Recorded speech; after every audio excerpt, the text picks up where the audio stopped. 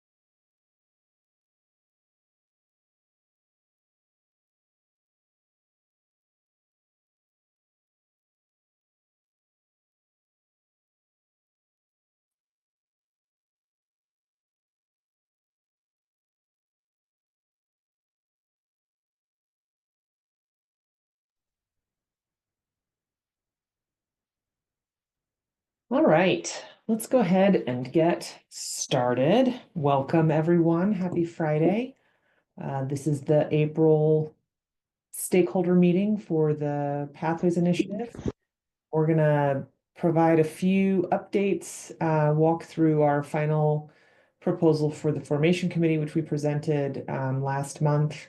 We're gonna talk a little bit about the bill in California and the progress that we're having with that.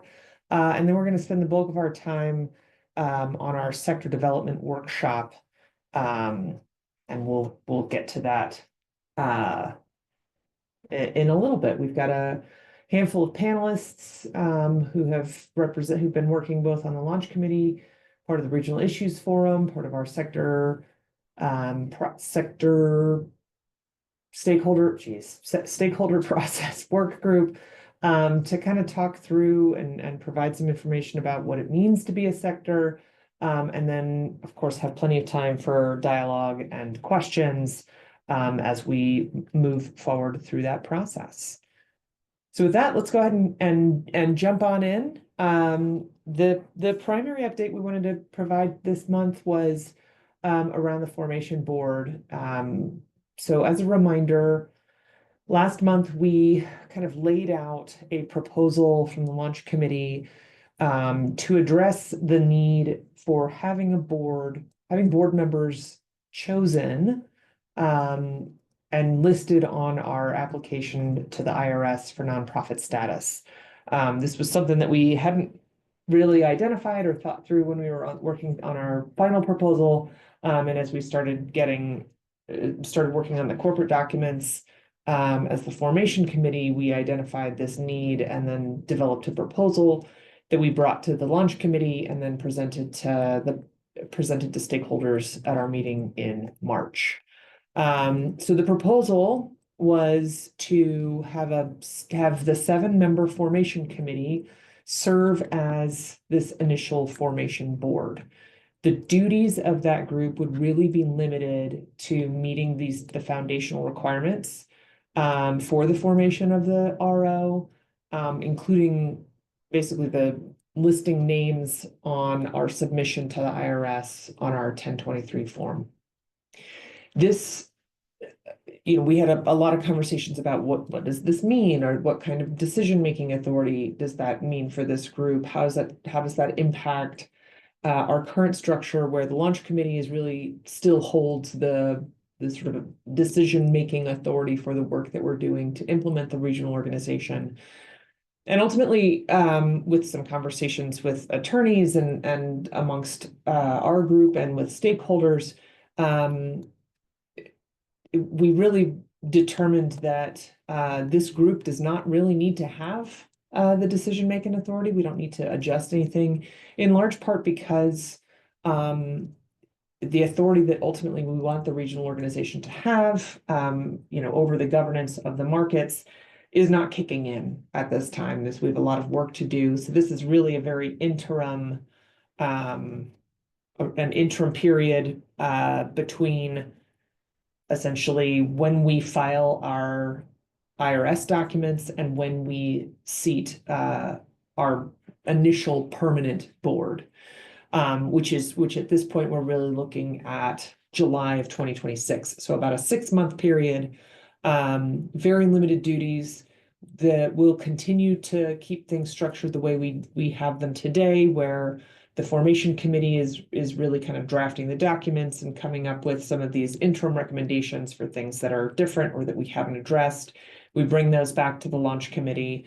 Launch committee has discussion, and then we bring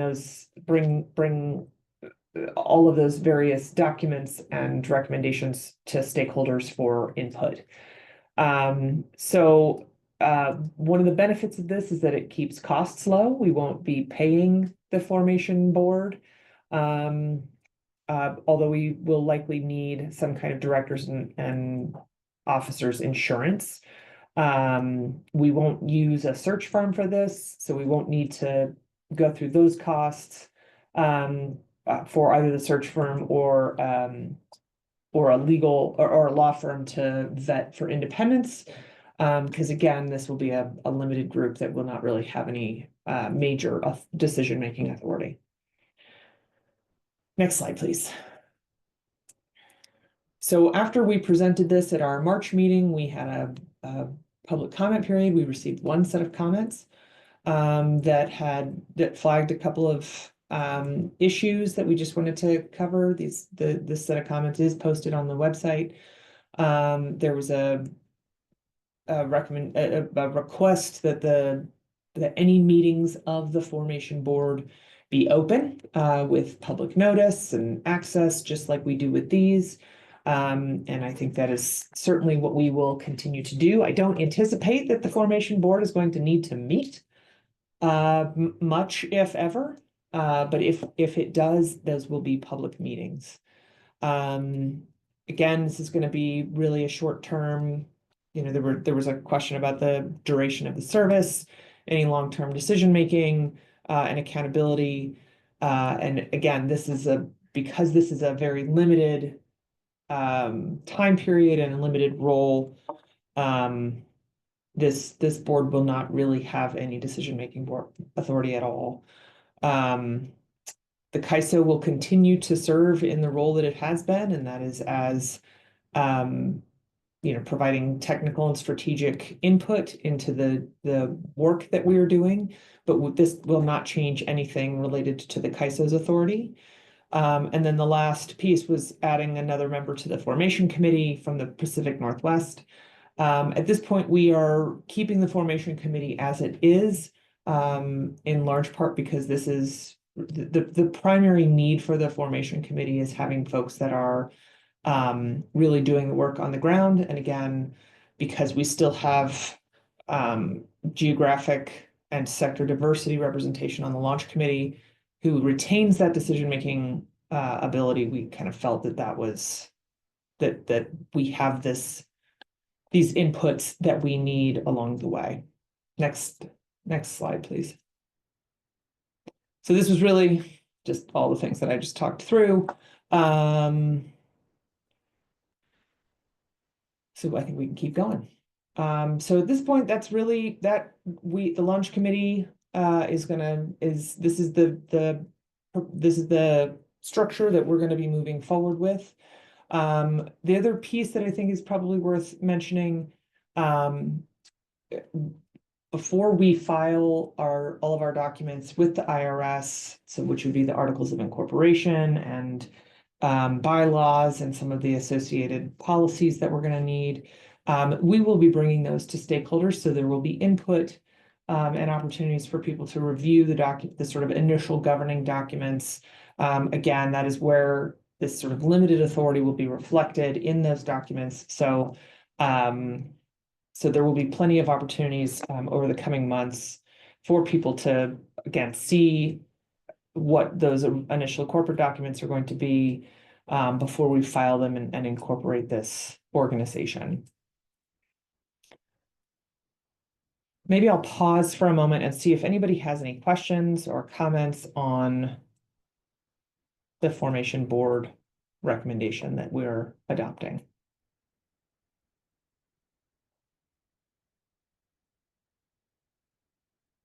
All right, seeing none, we can keep moving. We are thrilled that this week the California Senate Energy, Utilities, and Communications Committee passed SB 540 unanimously. And this is, again, as a reminder, the bill that is implementing the California part of the Pathways Initiative. Um, just we had 70 organizations that have registered official support. That means they've either signed on to or submitted a letter of support into the official portal. We had probably close to that many different people actually show up at the hearing this last Monday and express their support. It was a really compelling showing and continuing to add additional members.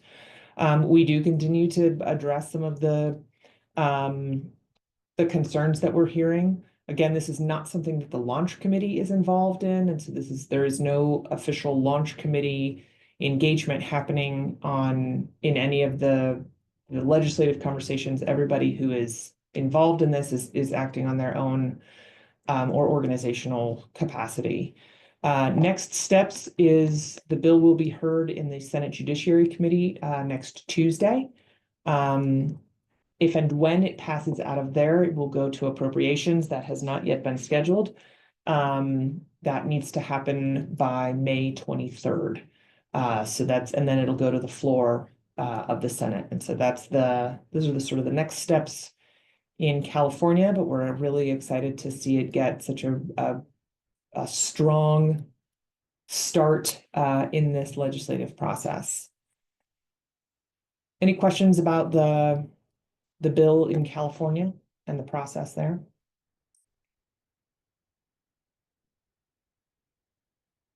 Here's sort of what the rest of the cycle looks like. Go ahead, Jessica. Morning, Kathleen. Sorry, I was a little slow on the draw there. Just a question back on the bill. If you had any insight into whether we could expect to see the turn amendments in that judiciary hearing, or if you have an awareness that it could be sometime after that. Yeah. So one of the things that the author committed to during the hearing this week, this has been a really long week, was to convene a group of stakeholders to work on some amendments to address some of the concerns that we saw in a letter from TURN, which is, for those of you who are not living and breathing the California legislative process, at this point in time, TURN is the Utility Reform Network.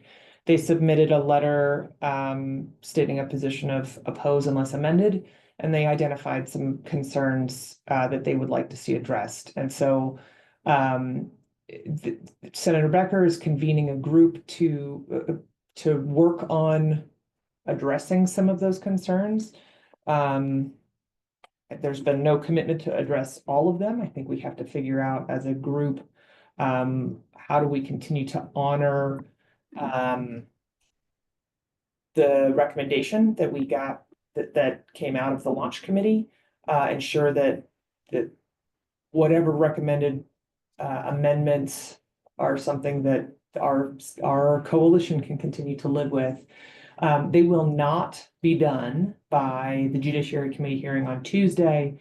I think the group that is going to be working on them is going to convene probably the week after. So making sure that we've given ourselves enough time to really work through these things. Go ahead, Randy. Yeah, Kathleen, I think you captured that correctly. It won't be done before the Judiciary Committee. I'm on part of a group. We are exchanging with TURN verbiage back and forth, but it will be after that we hope to sit down and see if we can hash out the remaining issues and get a resolution to that. But it'll probably be sometime either the 2nd or the 5th or 6th. So, I mean, we're still working on dates to try to get the group together face to face. Thanks, Randy. Thank you. I appreciate that. That. So yeah, so everything's still moving along. We've had some really good engagement and enthusiasm around the bill. Vicky, to address your question, what is their major issue? I think there's some the concerns and issues that are addressed in the letter really tie to California's ability to withdraw if something goes sideways with the administration. This is something that, because this is going to be a voluntary market, because the EDM and EIM are already voluntary markets, and the way we're setting this up is that they will continue to be voluntary, that California utilities, just like any other participants in the market, will be able to withdraw if something does not work for them. And so I think some of this is ensuring that ability and understanding is understood. And so to the extent that we need some clarification in the bill. And so a lot of the concerns, I would say, and Randy, correct me if I'm wrong, are really based in some concerns from stances and statements from the Trump administration.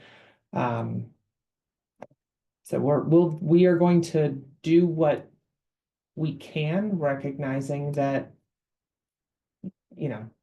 if you're talking about a situation where a state where the administration is not actually complying with existing law or the Constitution, that's not something you can actually protect against through through a bill. So there's other issues layered on top of this, but the goal is to work through what is feasible and practical in these conversations. Yeah, Kathleen, I'll add as well, and there's more questions coming in, but there's also some additional provisions that Turn has sought that really, I would say, from our perspective, and I represent the publicly owned utility sector, they're not really related to the bill, but it's a must-pass bill. And so there's some language that would like to have put in place that gives some additional jurisdictional authority related to utilities that aren't part of the ISO balancing authority or don't need the bill to participate in a market. And so that's kind of what we're working on primarily with Turn today, to ensure that we understand what it is they're trying to achieve and is this really the appropriate place to do so. But as Kathleen pointed out, there are some provisions related to just ensuring or clarifying in the language clearly that the parties do have the ability to withdraw. There's recognition too that a withdrawal means you could have penalties associated with that, or just ensuring that you're responsible for the costs that have been incurred associated with your participation, that your withdrawal could include that. And that's the other kind of element that we're just walking through, but recognizing that's standard FERC language that is really in all of the markets today, and we don't expect that will be much different here. Thanks, Randy. Does that get at the questions in the chat? Did it answer those?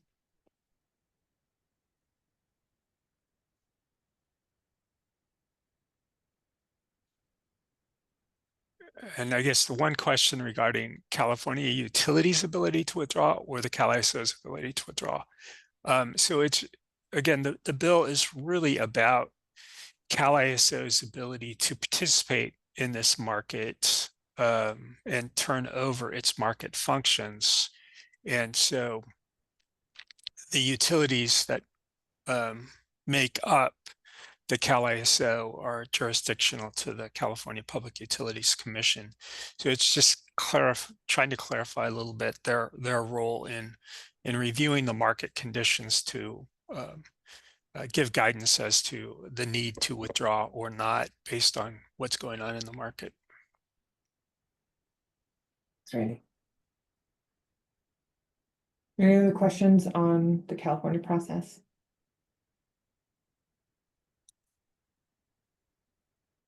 All right. Then with that, I think we're going to jump into the sector workshop portion of our meeting today. We're going to kind of walk through a handful of pieces here, talking about the process that we're going through and contemplating for implementing the recommended sectors that we had in our final proposal from November. We're going to talk through what it means to be a sector. What does it mean to be a sector liaison? What does it mean to be a nominating committee representative? And then what are some of the upcoming opportunities for stakeholder engagement? So we've got a good group who are going to share their experiences and hopefully answer questions, particularly for those entities who are in sectors that have not been individual sectors in either the CAISO process or as Markets Plus has been developing. So trying to make sure that people have an opportunity to kind of hear what does this mean for your organization or for the sector that you're likely to be participating in, recognizing that it does not mean that any organization could not currently participate in these stakeholder processes that exist. We have recommended sort of a different structure with some different sectors being pulled out. And so since sectors have to self-organize, wanted to provide some opportunities to learn and be thinking about what this means over the coming months. So next slide, please. So part of the reason that we're having this conversation right now is because if we are going to be seating an initial permanent set of board members in July of 2026, we need a nominating committee in place to go through that process by January of 26, so that group has really the full time available to go through the process to identify board member candidates, to go through the vetting, to go through the interviewing process, and then put together a slate for recommendation for that initial board by July of 2026. So really what that means is that the 9 sectors that we identified in our final proposal need to be kind of established and beginning to function, so that they can identify who they want their nominating committee representative to be by late this year, November ideally, so that we can start to get those conversations and expectations set for what does that mean for work over the course of the first half of next year. Next slide, please. So just as a quick reminder, I wanted to walk through a couple of the elements that we had put in our final proposal. So the stakeholder and why this is important, why we're starting to think through this, and what that means for participating in a sector, which again we'll get into in a little bit more depth. So the recommendation was to have a stakeholder representatives committee that is made up of representatives from 9 different sectors, and we'll talk about those. We'll have a reminder of those in a minute. So there's part of what that SRC is going to do is really kind of lead the issue identification and prioritization process. They're going to ensure that the information is getting shared with the members of their sector. They're going to coordinate some of the voting on the various initiatives that are coming through, and really be the sort of conduits from between the RO and the broader sector universe, so that we make sure that we are really facilitating access to and engagement in the stakeholder process. Next slide, please. So this was another thing that we had included in the final proposal, just thinking through the roles and responsibilities and expectations of representatives on the SRC.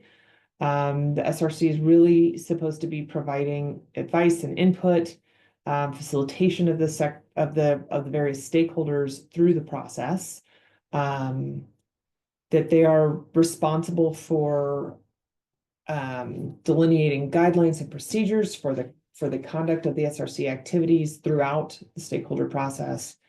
And that the expectations of those SRC representatives is really that they are there representing their sector. They need to be showing up, they need to be engaging, they need to make sure that information is being conveyed both outward to the stakeholders and then inward back into the process. Next slide, please.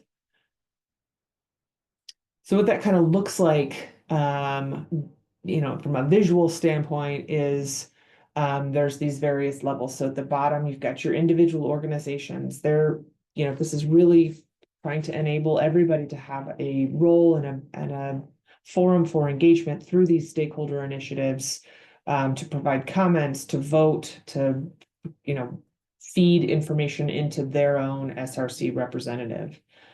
That's SRC representative, the sector representative, is supposed to be working with their sectors to ensure that they can come up with hopefully some kind of consensus position. They're going to be tasked with hosting the sector calls and organizing comments and tallying votes. This will all be in coordination with staff at the RO and the CAISO initially, likely. But there is a lot of this sort of organizational work that these sector representatives are going to need to continue to do. The SRC itself is really, the primary role is advising the RO board on where the stakeholder sectors are, and then bringing that stakeholder feedback into the stakeholder initiative prioritization process, and then working with stakeholders throughout the stakeholder engagement process itself. And then the RO board, their role is to take in all of this feedback. Just as a reminder, we had part of our proposal was bringing a lot more data and the underlying voting breakdowns to the RO board so that they can have a really good picture of how things are being broken down across sectors, within sectors, from a geographic perspective, all of those different data points that can help the RO board make as informed a decision as possible. So that was just kind of a reminder of the process that we had included in our final proposal from last November. Next slide, please. And then this is the makeup of the SRC that we had included in our recommendation. And again, 9 different sectors, and the various seats that will be involved in the SRC. This is the recommendation for where we begin. I think as we implement this process and we really get people engaged and start to see this moving forward, this will be something like any of it that we're gonna want to kind of continue to revisit, make sure it's working, make sure the representation is adequate for the initiatives, and making sure that we're getting the information in and out as necessary. I think the last thing that I'll mention, just as a reminder, this entire stakeholder process recommendation was built on input and research about stakeholder processes for markets and market-related organizations across the country. So trying to evaluate what other RTOs and ISOs do across the country, what makes sense for the stakeholders that we have here in the West, and how do we make sure that we have put together something that we think works well for our special snowflake, unique Western situation that we have out here. I think we are fortunately in this position as we've been building the RO, as we think about where we want to take this thing down the road, to be able to look and learn from other experiences and structures from across the country and apply it to our to our situation and, geographic area, our resources, our, just sort of the whole picture of our Western landscape. So,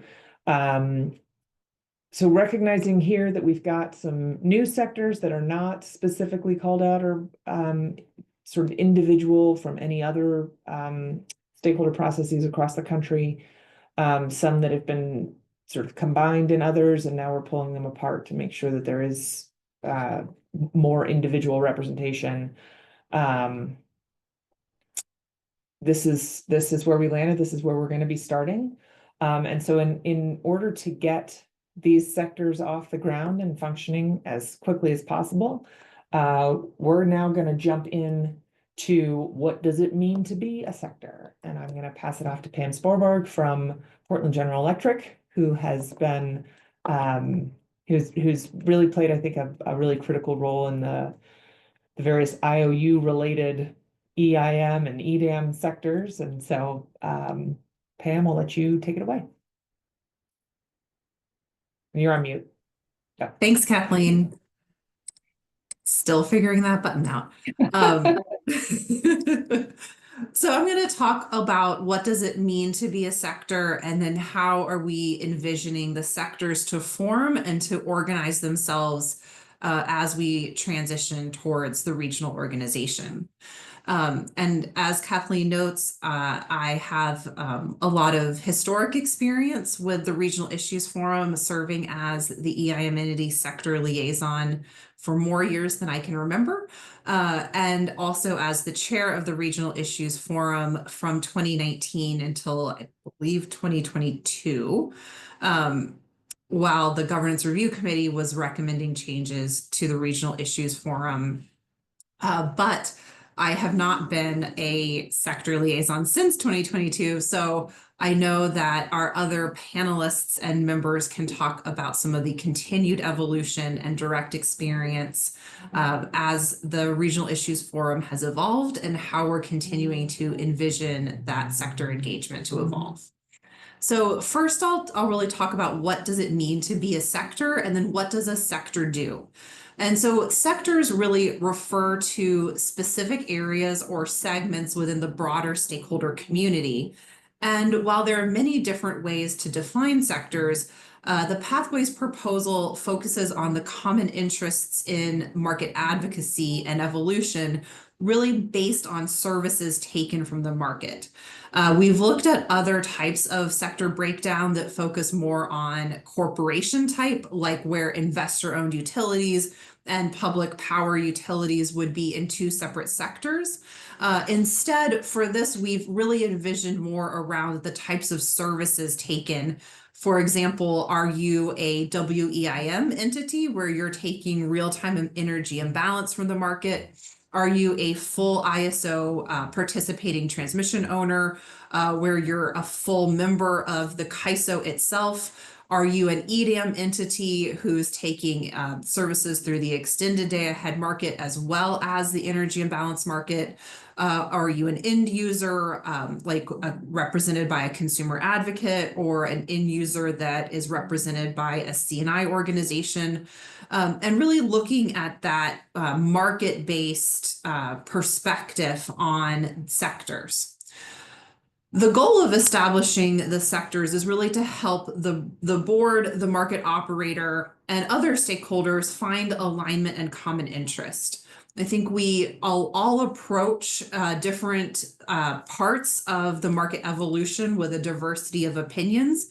And the sectors offer the first opportunity to find commonality and reach consensus on how a stakeholder initiative or how the market overall should evolve. It helps especially as we think about the opportunities for prioritization around market initiative, and where there is a real diversity of interests around what should be prioritized. As I think, have experience in the market sectors, there are always more good ideas around enhancing the market than we can achieve at any one single time. And so the sectors really help bring a balance to that prioritization process to ensure that all of the diverse interests in the market are being able to be addressed appropriately through that stakeholder prioritization process. And it also helps as there is diversity of perspective or support and opposition on a particular initiative. It really helps the board and market operator executives understand how that support is breaking down. If there's certain support from a particular sector, sometimes it really helps to elevate that minority support or opposition to help highlight why or how a certain proposal is resonating across the diverse sector community. So then how are we organizing these sectors? So while we typically have an approach to the sectors where the specific definition for each sector is documented in the operating guidelines and other governance materials, beyond that specific definition, we encourage sectors to be self-organized. What does that really mean to be self-organized? What we mean by self-organization is that each sector is able to establish its own norms for engagement and alignment, and that process is not necessarily uniformly documented. This enables each sector to organize in a way that best meets the needs of the sector and its specific membership. For example, some sectors can leverage existing opportunities for coordination, where if the sector meets regularly to talk about a broad diversity of issues, they may be able to leverage that coordination meeting to layer in specific issues related to energy market coordination. Another example could be when a sector works with market staff to provide a sector-specific coordination meeting that are publicly noticed by the market operator for coordination. And we see this happening with some of the sectors that have a large diversity of membership, where there isn't really one other place that offers a good example for leveraging an existing coordination opportunity for market-specific coordination, and a need to reach a really broad group of individuals to provide transparent input into the coordination process. Sectors can establish their own norms regarding representation and communication, and how that sector may select their own stakeholder representatives. For example, some sectors may wish to establish a regular rotation of their representative, where there's a established process for transitioning at a given cadence. Where, say, every year the sector chooses a new representative to be the primary liaison to the market, or sectors could choose one person for a significantly longer period of time. I'm looking at Randy's picture here, so I think in the nominating committee, Randy is well aware, like Randy has been his sector's representative on the WEIM nominating committee since its inception, while the EIM entity sector has typically rotated that representation every single year based on order of entry into the market. And because we each have our own sector organization, we're able to establish that kind of different norm that seems fair and equitable to each sector based on its membership. Continuing on to how a sector can be effective. An effective sector is really able to develop a balance of common interests and diversity, where collaboration can create alignment or alignment around majority-minority positions. This is somewhere like that kind of first effort at finding consensus and creating an opportunity to communicate within the sector and share perspectives on any particular issue that is facing the market or that market evolution, to create a common position and consolidation around that position. That doesn't mean that there can be only one position that comes out of a sector. Sometimes a sector really helps to highlight if there are differences of opinion and where those differences could be. For example, sometimes we frequently talk about Pacific Northwest and Desert Southwest as having different operating environments, and so can take different perspectives on a particular policy proposal because of either resource mix or other kind of structural considerations. And the sector can help highlight those differences and elevate why there are so there's support or opposition for a proposal, and help bring those specific issues to light. Today, the participation in the Regional Issues Forum contains a real diversity of perspectives.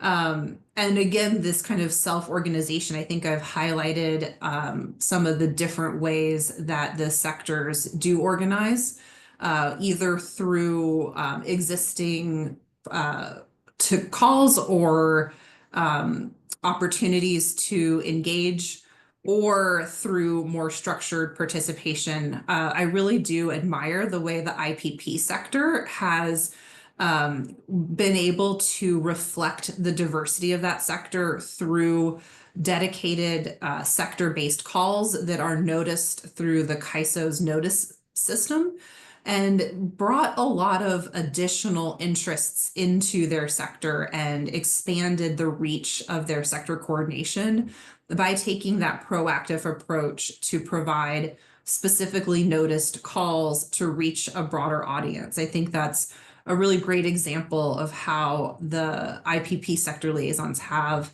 really expanded the Regional Issues Forum to bring in a lot of additional diverse voices. And even through that process, it's helped us, I think, identify some additional sectors that we recommend under the regional organization, like the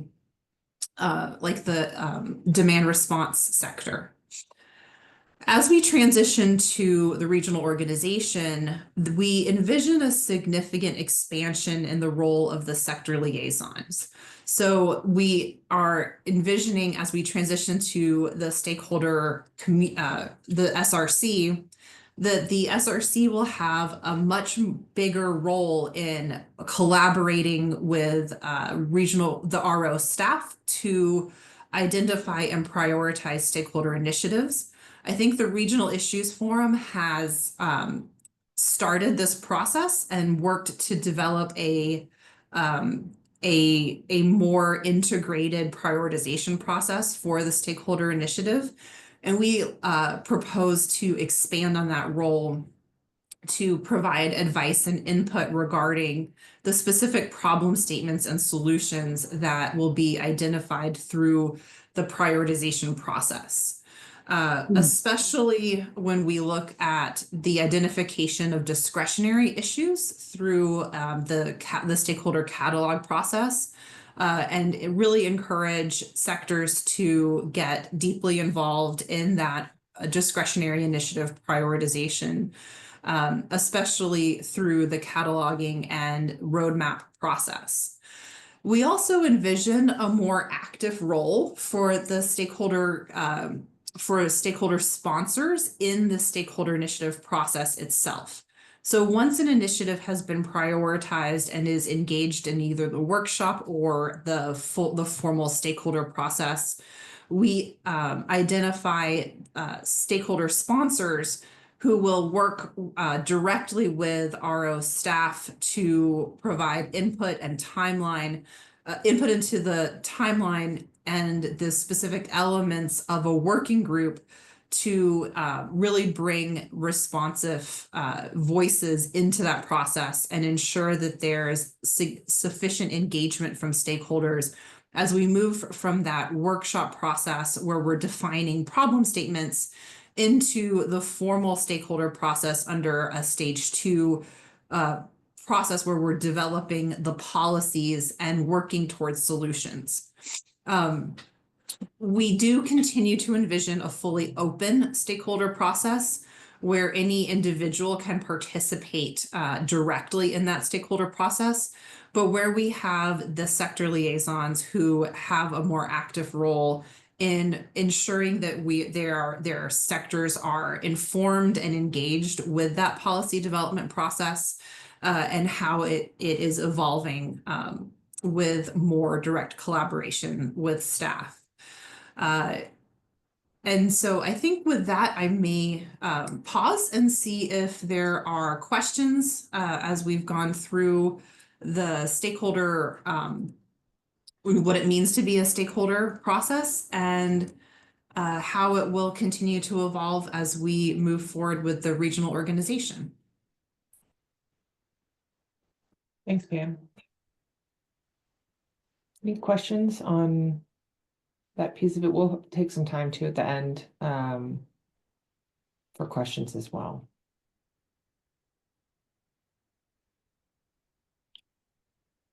All right, seeing none at this point. Next, I'd like to welcome Scott Olson, Allie Mace, and Meg McNall to talk a little bit about what it means to be a sector liaison. And so I don't know who's going first, but I will pass it over. Allie, it looks like you're off mute, so you win. Great, thank you, Kathleen. Yeah, and thanks, Pam. That was a great description of the sector. So I'm Allie Mason with Bonneville Power Administration. I am the Power Marketing Administration liaison to the Regional Issues Forum and currently the RIF chair. So myself and then Meg and then Scott are going to talk a little bit about the sector liaison role and what it actually means to be a sector liaison. We're splitting this up, so feel free to raise your hand or put in the chat any questions if you have them as we go along, but we can also take questions at the end. So I'm going to start off with a little bit of a sector liaison overview and talk about what the responsibilities of the liaison are and a little bit about the time commitment based on current experiences with the RIF. Meg will talk about partnering with the other liaisons and working with the CAISO. And then Scott's going to wrap it up. Scott is with the IPPM sector in the RIF and has a big and large and diverse sector. So he's going to talk about best practices for effective sector engagement and then some of the challenges and lessons learned from his experiences. So getting started, the responsibilities of the liaison. So as you can imagine from the description Pam provided of the regional organization, this is going to be an evolving area as we move towards the SRC. So I'll talk a bit about what it looks like in the RIF today and then what it might look like with the RO. So a main responsibilities for a sector liaison is really to represent your sector's viewpoint at the committee, whether it's the RIF or the SRC. And I think one of the things that's important to remember and that it takes some learning when you're new to this role is that you're really representing your sector rather than your individual organization.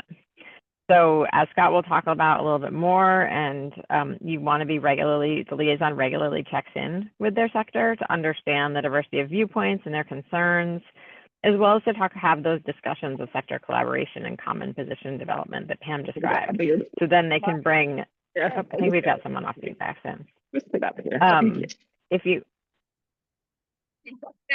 So then you can, Kathleen, are we able, there we go. Okay, thank you. So then you can bring those perspectives from your sector back to the committee. So that's a really important role for the representative in all of the activities that the committee does. There's also a communicating back out role. So whether it's the RIF or the future SRC, the liaison is responsible for communicating the activities of that committee and things that are going on and important and in the market back to the sector as appropriate. So the communication is going both ways from the sector to the committee and then back out to the sector. Some of the basic responsibilities of the liaison: participate in committee meetings. So that could be, today we have RIF liaison only meetings that are sort of planning and discussion meetings, and then we also have public meetings. So it's both of those. When there are public meetings, the liaisons support the planning for those. So that can range from contributing just presentation ideas based on the interests of your sector to facilitating and planning for presentations. And sometimes the liaisons themselves are the ones presenting at the meeting, particularly when part of the goal of the meeting is to represent the diverse perspectives of the sectors and have the sector liaisons represent that. The liaisons also participate in regular committee activities. So today that looks like policy roadmap planning, report writing, developing issue statements for the board or governing body about different topics, and then other activities that may come up. But those are the bulk of what we participate in. Some liaisons will choose to take on the additional responsibilities of chair, vice chair, or secretary of the committee as officer roles. And those are obviously really important to keeping the committee going and having good leadership on the committee. So those are a lot of the roles. I talked a lot about how they exist today. Some of those are continuing to evolve and develop with the transition to the RO and the SRC. And with the addition, like for example, Pam talked about the stakeholder sponsor role in the RO context, which would be a new role for liaisons or others to play. And then Meg at the end of this sector workshop is going to talk a little bit about some of the proposed enhancements to the RIF that would also advance the role of the liaison and give the liaisons an additional opportunity and additional roles. So with all of that discussion of role, probably a question folks have is, what is the time commitment for this? How much time does this take if I'm a sector liaison or if I'm looking to make someone a sector liaison? So I've tried to get some estimates here, and I do want to note particularly these commitments are based on current experience with the RIF. So the SRC may require more time because it has some expanded roles, but on the other hand, it also has more liaisons. So there may be some of this work that, because you're sharing it across more people, may be a little bit lighter. There may be opportunity to share more workload. So I'm even going to talk in hours, try to put this all together and do the math, look at what we spend. So right now, today, there are regular RIF liaison planning meetings that are about 2 hours a month. Additional work outside of the meetings today ranges anywhere from 2 hours to 5 hours a month, and that can depend on the activities, the level of involvement in planning, and the level of sector coordination needed. If you have a really big sector, it'll probably take more time on sector coordination. I joke that I have the easiest sector in the RIF because I have 2 members to my sector. So I have standing calls with my other member and it's pretty straightforward. But if I had a bigger sector, that may take more time. Meetings, like public meetings, are held 3 to 4 times a year currently, and those are 4 to 5 hour meetings. And right now, 2 of those are held around the region. So a lot of the liaisons travel to those. Depending on how the SRC decides to structure its meetings, there may be some regional travel. It is nice to get around the region since it's a Western market. It's nice to be in other territories, not just in California, in the home of the market. So that is a time commitment as well for the liaison. So adding it up, that added up to like 4 to 7 hours per month on your average month and 9 to 12 hours in a month with a RIF meeting, not counting like travel time. So, and like I mentioned, the time commitment, it can really vary based on the size and complexity of your sector, whether you participate as an officer of the committee, and whether you really committed as a liaison to work on something specific. Like when a special project comes up, right now we're working on some RIF enhancements that Meg will talk about towards the end. And so that's an additional time commitment. But a lot of that is up to the sector and the liaison of how much they want to take on. But the core function that's really important is those organizing sector meetings and then representing the information and the sector perspective back to the committee. There was, sometimes questions come up about terms. Currently in the RIF, the terms are at the discretion of the sector, so this gets to the self-organization of the sector. Sectors can determine if they want to have a defined term. I think Pam mentioned that, you know, some sectors like the nominating committee have had the same representative for a long time. Others have turned them over quite regularly. So that can be up to the sector. I think those of us who have had some change have found it's healthy to have some rotation, but kind of balancing that rotation and diversity of workload and perspectives with the stability and the time to onboard and learn the sector for a new liaison. So that wraps up the time commitment. I'm going to hand it over, if there aren't any questions on all of that, I'm going to hand it over to Meg to talk a little bit about how the sectors work together and working with the ISO. Thanks, Allie. My name is Meg McNall. I'm with the law firm of Thompson Coburn, and I represent the Six Cities group within the California ISO. And I've been on the RIF since 2022, I think, as a California ISO PTO sector liaison. And I've served in a couple of officer roles, first as vice chair and then chair up until just a few weeks ago. So I am going to talk about ways in which, as a sector liaison, you might partner with other liaisons, and ways in which a sector liaison would expect to work with the California ISO or the RO market staff. Both of those categories of relationships are very important. As sector liaisons, it's really critical to achieving that coordination and facilitation role to be able to form good relationships across sectors and with the market operator. So I'll give some specific examples of how that has come up in the context of the RIF. In terms of partnering with other liaisons, that looks like two kind of different things. With the RIF and also with the SRC, most sectors will have representation from more than one liaison. So on the RIF currently, most sectors have two liaison representatives. On the SRC, there are a couple of sectors that are assigned one liaison, but most of them, I think, have two or more. And so you're going to have to work with your co-leads within each sector. What my practice has been is in working with John Rumble, who is my co-sector liaison for the CAISO PTOs. We typically have a semi-regular cadence of meetings where we meet to talk about any business that may be germane to the sector or issues that are coming up.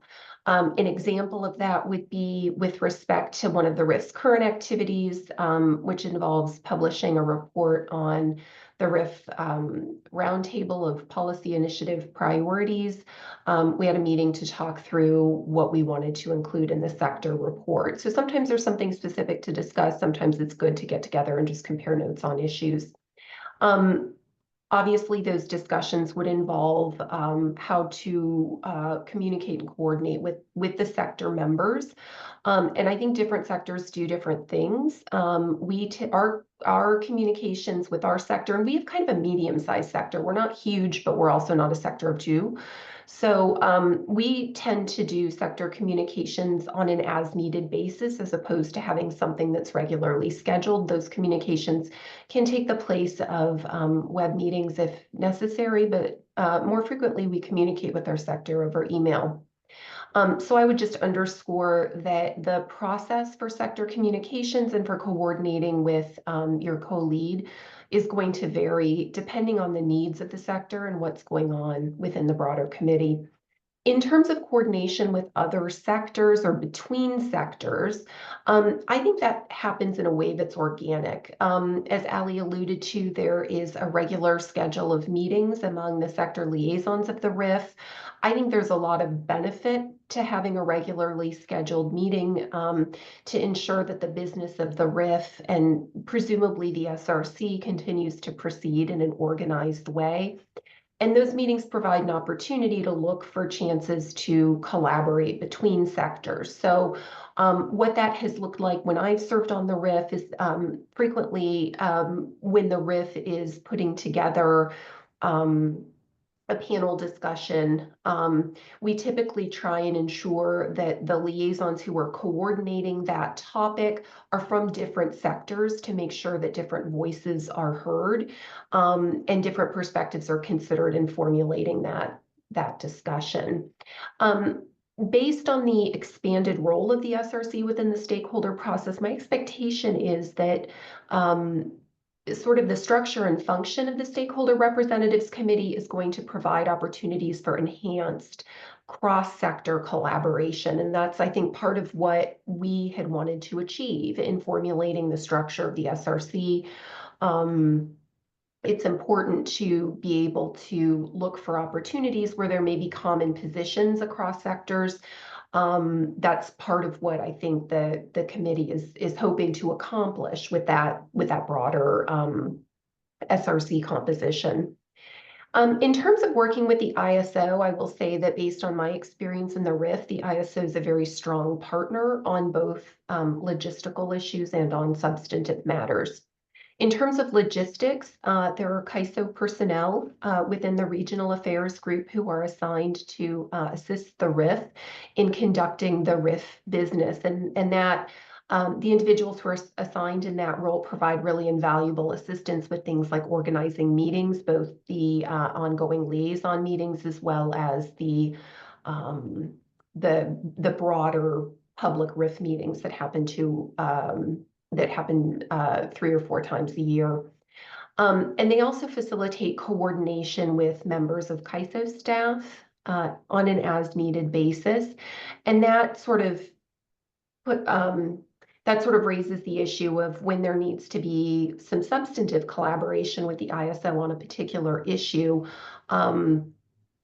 Working with the regional affairs staff, typically we would work with ISO staff on, for example, the policy initiatives roundtable and catalog process. We like to coordinate our roundtable discussion and issuance of the report with the timeline of the ISO's process so that we can make sure we're providing useful input there.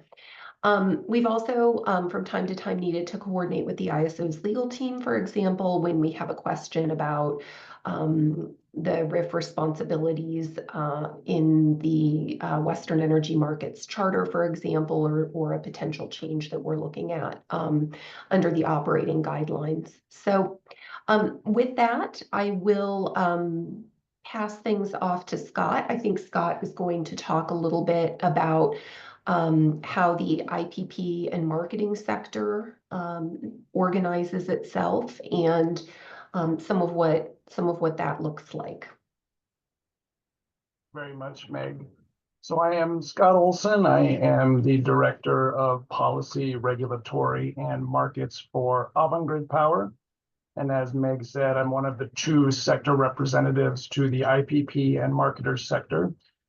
This was the sector that Pam said is very well organized, and I didn't even have to pay Pam for that. So I'm very excited to hear that we're doing an okay job, because we do have 86 different groups within our sector, slightly larger than Allie's sector.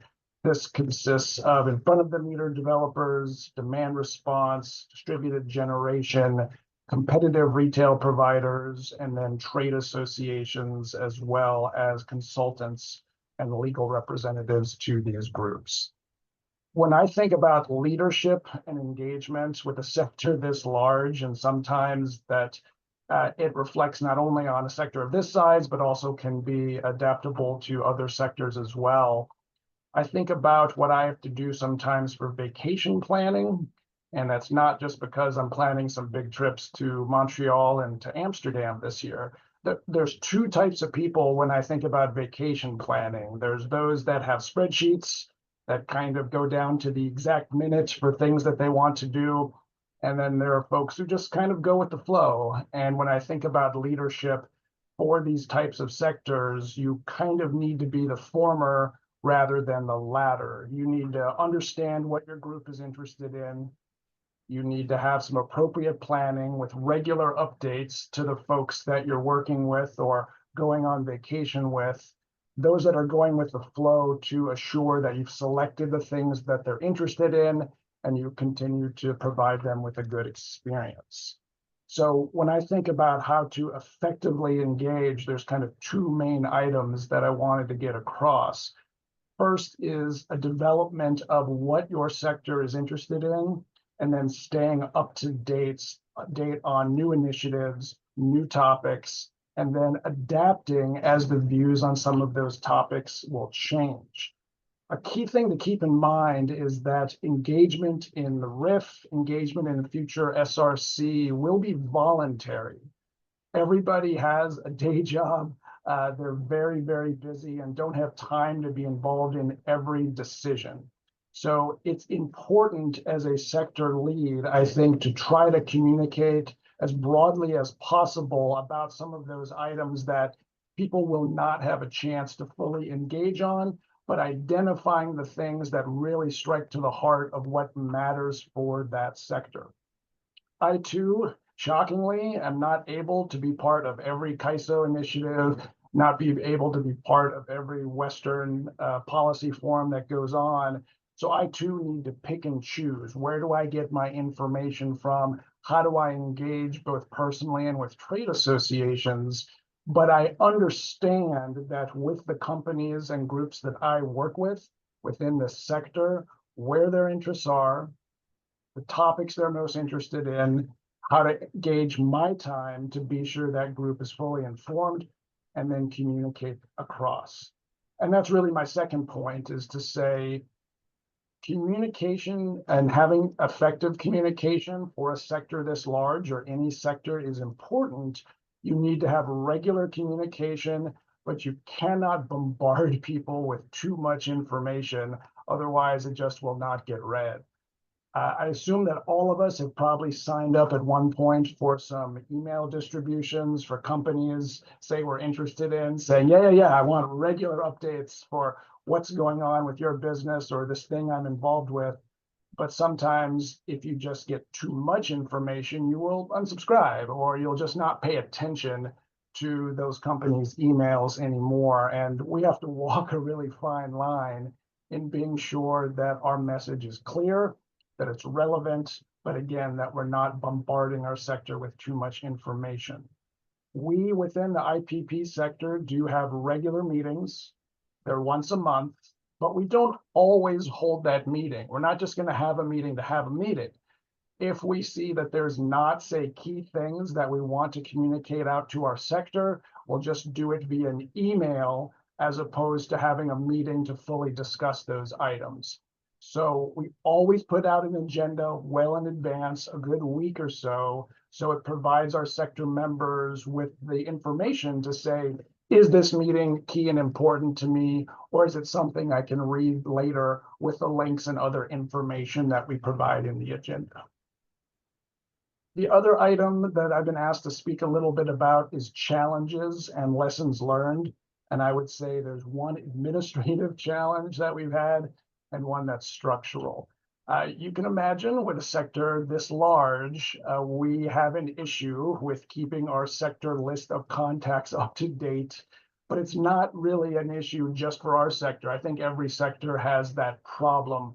People leave jobs, they have new jobs, they don't sign up, they don't give us notification when they leave their jobs, go figure. So one of the key things that's been done, I think, as part of Pathways and as part of the SRC is we want to move to an annual affirmation. So leave it up to individual members of each sector to annually affirm, yes, this is my right contact information. Yes, I'm still interested in being engaged. And then if there's others within their organization that they think should be engaged, being sure to communicate that to us. So instead of the sector leads having to chase down 40 bounce backs when we send out an email, leaving it up to individual sector members, again, as a voluntary member of this group to affirm. The other item on lessons learned is just representing the diversity of viewpoints that we have. This exists to a degree now, some challenges in trying to be sure in a sector of my size that we're adequately representing all viewpoints, but it's not a big concern right now just due to the nature of the RIF. The RIF really is more of an educational component where the SRC will have more weight, I believe, in what the individual sectors will do, especially when it comes to indicative voting. Right now, when there's, say, diversity of viewpoints and different priorities, they don't really conflict with each other. It's not kind of mutually exclusive that if we go after one priority, it hurts another. But this could be an issue in the future. For those of you that have responded to the California ISO's most recent survey about priorities for different policies, you've seen that there is a weighting. They want requests to say, which are your most important priorities and which ones do you want to emphasize less? Once there starts being some mutually exclusive issues, once there starts being some conflict between groups, that's when consideration needs to be made about should there be a breakout of groups or how do we engage now as a sector. Moving forward, as was mentioned by Kathleen, the demand response and distributed generation group, which will have different priorities than say a lot of the in front of the meter developers, they will be broken out again because of the additional weight that having indicative voting will bring with the SRC.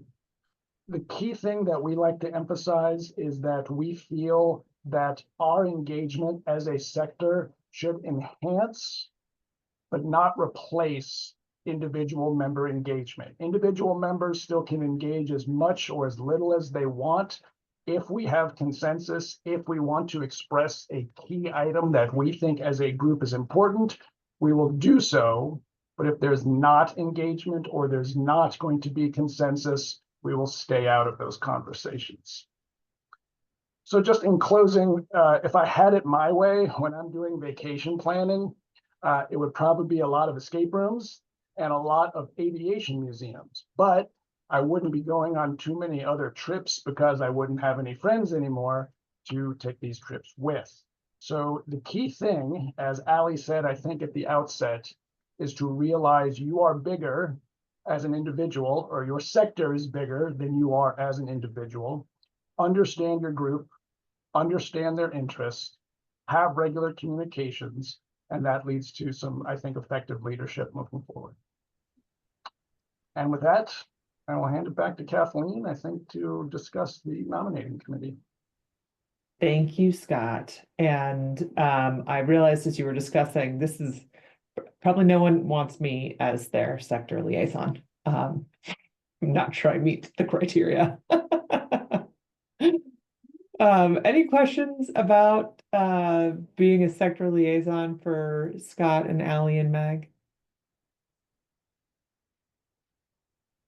Thank all three of you for sharing that information and for all the work that you're doing with the RIF.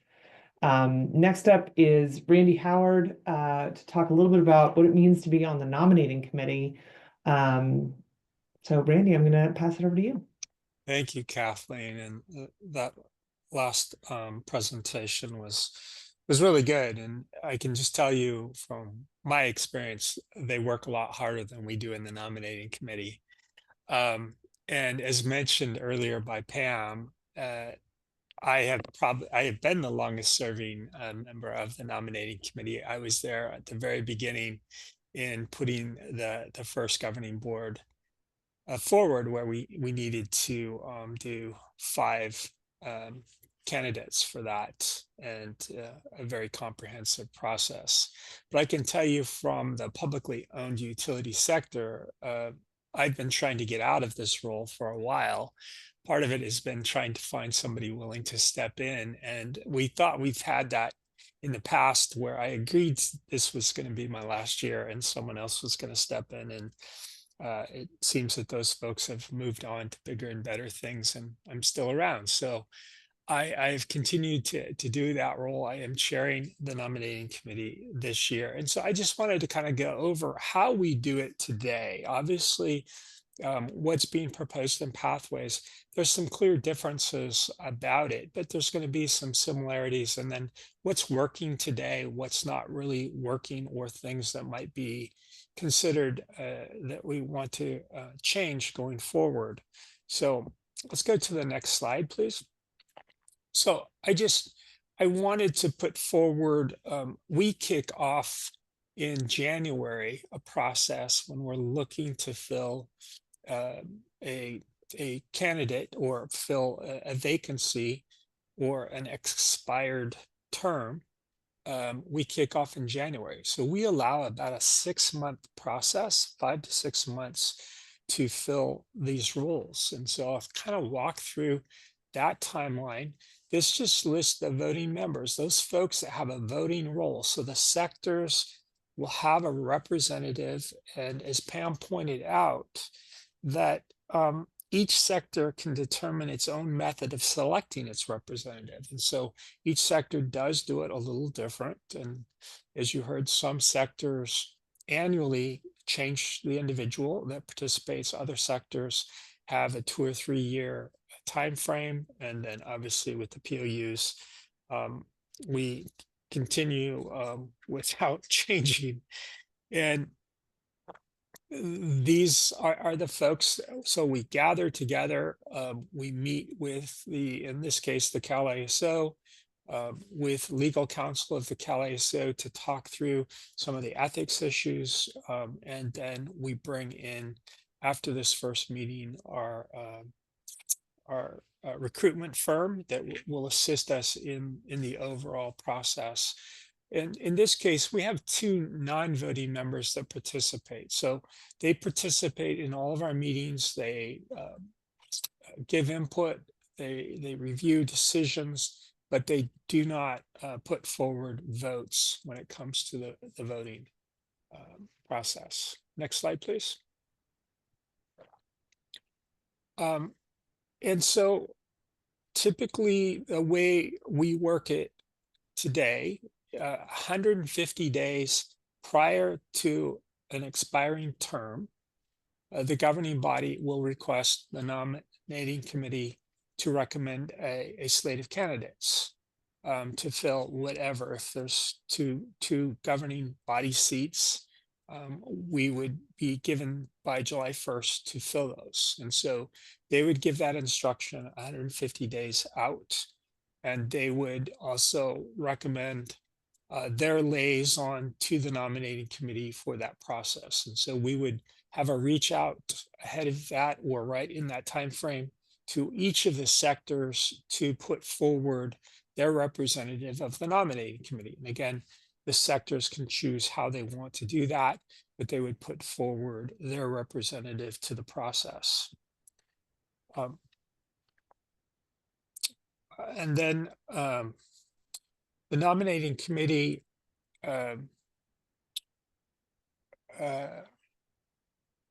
will look at the terms as well, especially the new a new member. So in the current slate, we have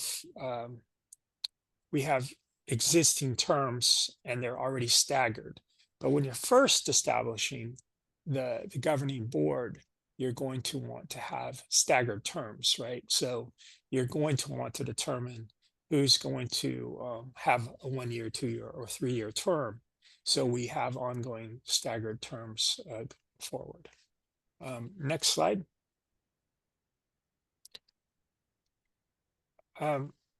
So this kind of lays out the timeline that we work through today for the governing body, but it would be very similar with the RO board member. So we kick off in January, we do this initial nominating committee meeting. We would review if there's an existing board, you'd review any of those that have interest to stay on.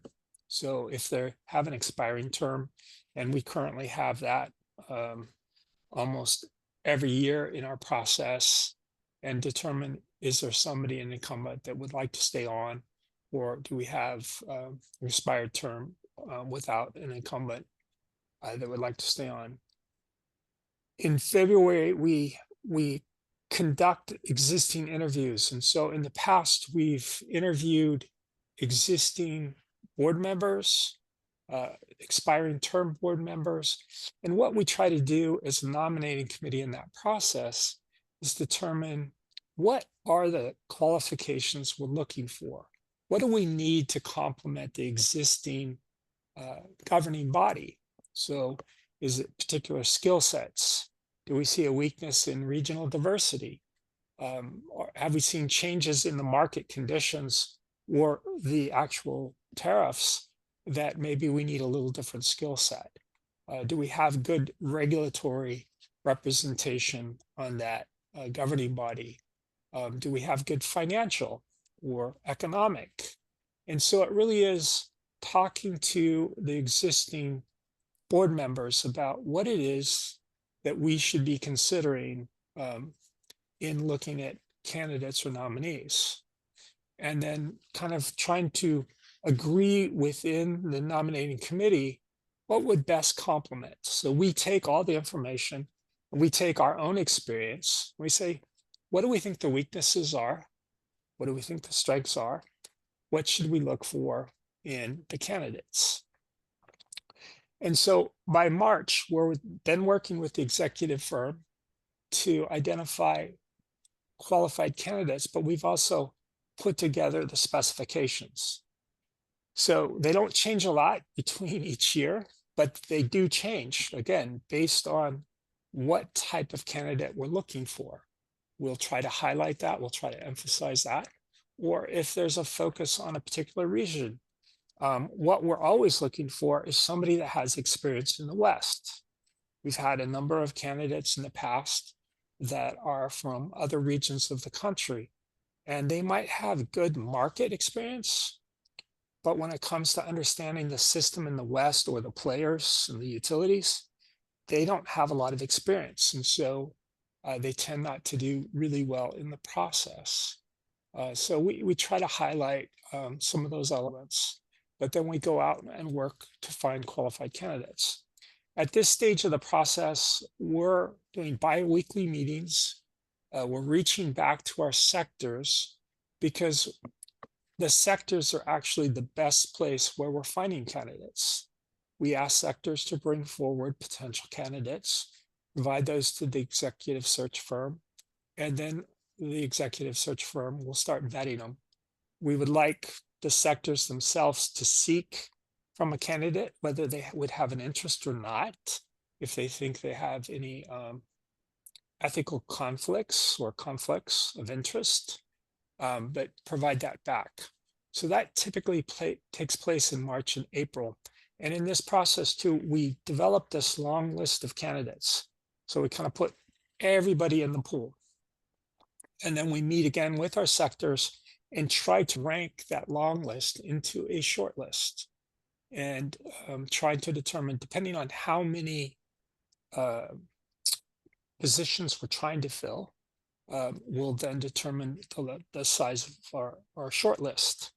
And at this stage too, we're seeking the sectors to actually provide letters of support for particular candidates. So in the existing effort we're in now for the 2025 year, we're going forward with a short list of 6 candidates for one position. That's probably the greatest number of interviews that we've done for a single opportunity. And that really came because we had so many sectors supporting different candidates. And we didn't come to a consensus to make it any smaller. And the decision was, let's go ahead and go ahead and interview this larger group. So in May, interviews will occur, and potentially even second interviews will occur if needed. If, again, in the time frame we have the interviews, we're not able to come to a consensus on a successful candidate. But after the first interview, we'll go back to our sectors, again, seek feedback as to how they'd like to rank based on those interview outcomes, and determine then if we need a second set of interviews. The objective really is to build consensus and get everybody on board for a single candidate. And most of the times we've been able to do that in the past. We've struggled a few times, but usually we've been able to come down to a particular candidate that everybody gets behind on that. Also, part of the process is sectors have raised various issues or concerns with particular candidates. We give them the opportunity to participate in drafting questions for the interview that might highlight those types of issues, and be able to draw upon particular candidates' responses for those questions. So that's typically how we're doing it. And then obviously at the end, we bring forward our recommendation to the governing body and make that presentation. And they have that ability to accept or send it back to us and say, try again. But we haven't had that happen as of yet. So again, this is the existing approach that's taken. In years past, I think it's been a very good process. I think as we went out and had more discussions on pathways, there was a lot of feedback that people felt like the existing WEM governing body was fairly independent, and the process under which they were selected was a good process. I think we can continue to refine that as we look at the number of candidates as proposed, or the number of board positions for the RO by expanding that a little bit. And then again, looking at kind of the types of diversity that we should consider, again, based on region, skill set, various types of knowledge. You could put a number of different elements in there and just kind of rank how important those are to the various sectors. So I think there'll be a little more opportunity with a bigger group.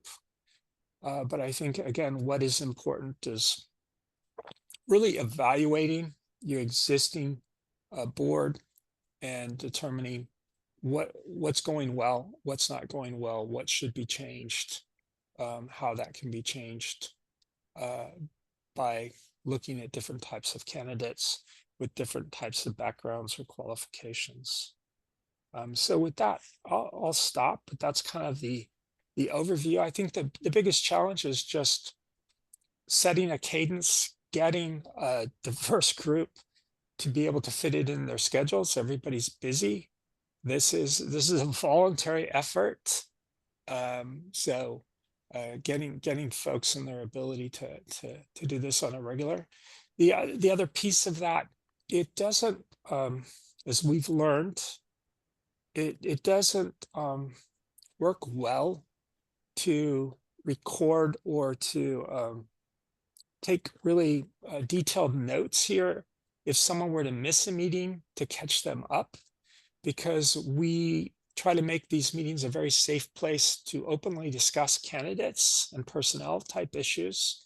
So it's fairly confidential in nature for these discussions. And so sending out information to folks that aren't able to participate or attend is not very workable.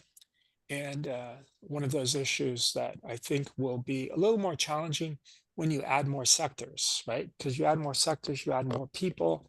And when you're talking about personnel issues and you're reviewing resumes, people are giving input on past experience with different candidates, that sometimes you don't want shared in an open session. It should be kept confidential.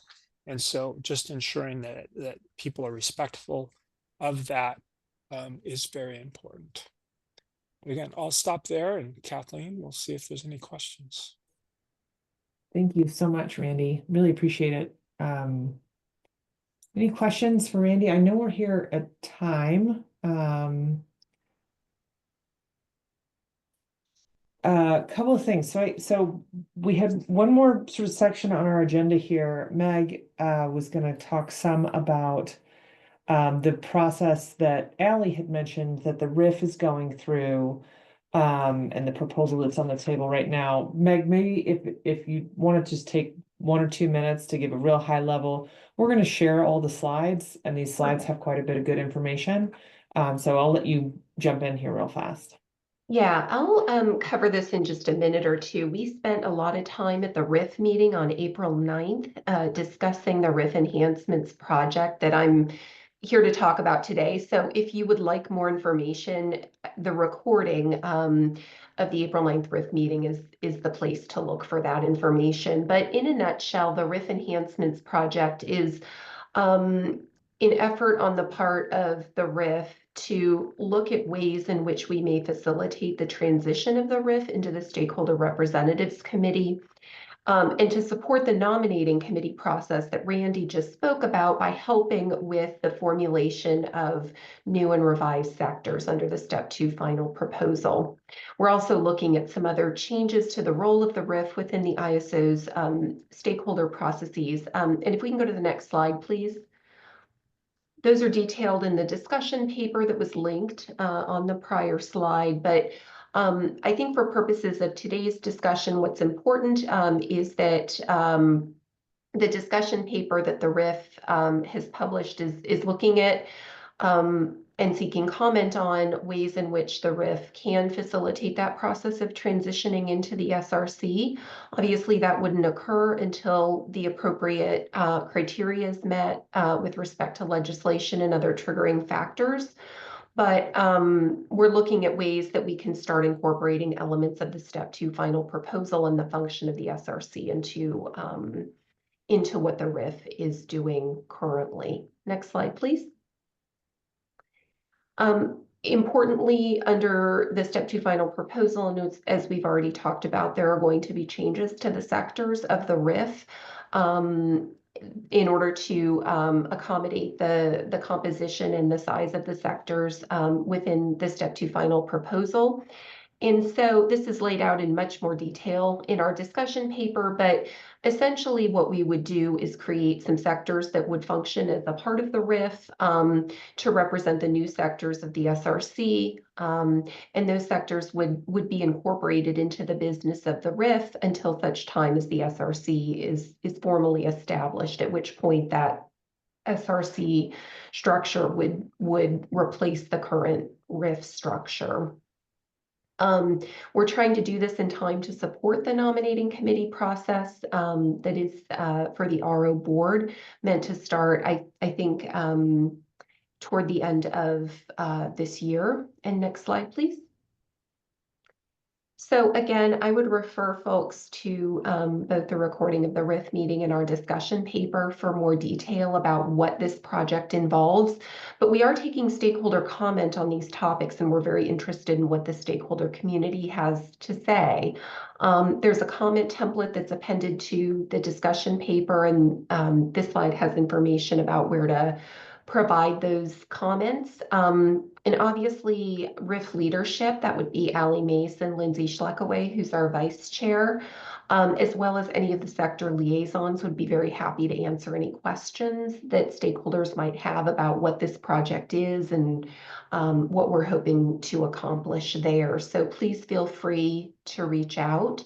And if you would like to talk about the issues more, there's certainly going to be plenty of opportunity to do that. I expect we'll cover this topic again at our RIF meeting in June. So with that, I'll stop and toss things back to you, Kathleen.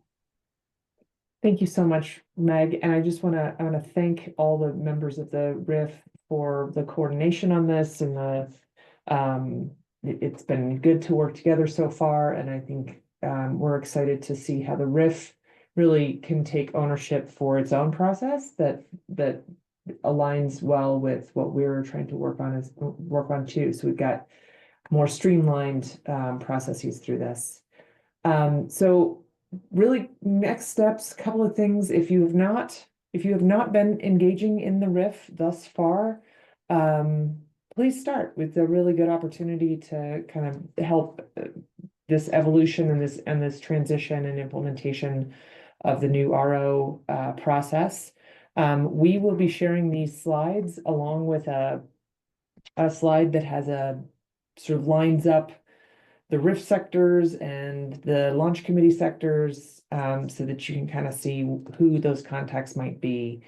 The launch committee members are going to be checking in with the sectors to make sure that this sort of standing up of these individual sectors is happening, and see if anybody has any questions and if we can help facilitate that. So again, we can be ready by late this year to get the nominating committee in place.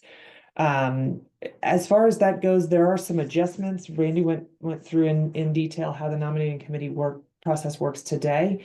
We're making some, there's going to need to be a few tweaks and changes to that process for seating, particularly our initial board for next year. So we're working on a recommendation to that we will be bringing to stakeholders potentially at our May meeting.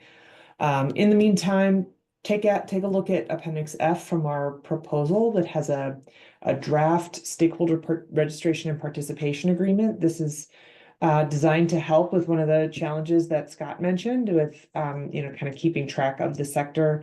So we want to make sure that reflects the right kind of information and that this is something that people think they're going to be able to do. So please take a look at that. Next slide. We'll have our next launch committee stakeholder meeting on the 30th. As Meg mentioned, we've got another RIF meeting coming up in June. And then, as always, please submit any questions, comments through the emails or reach out to any of us if you have any questions. We'll be posting this workshop and meeting recording on our on the Weeb website. So again, thanks to all of our panelists for sharing their experiences and time today.